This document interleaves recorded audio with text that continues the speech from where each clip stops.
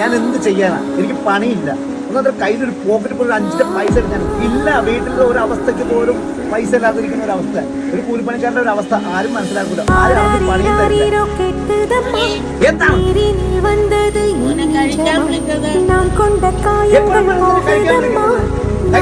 മനുഷ്യന്റെ അവസ്ഥ പറഞ്ഞ ആർക്കും ഒന്നും മനസ്സിലാവൂല.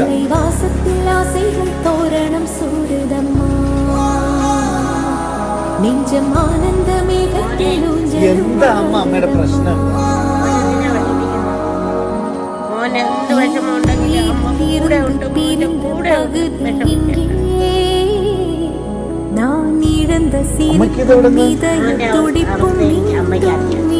സോറി അമ്മ, ഞാൻ ഒന്നും വേദനിപ്പിക്കില്ല കേട്ടോ. അറിയാതെ പറഞ്ഞു പോയത്. പിന്നെ എന്തായാലും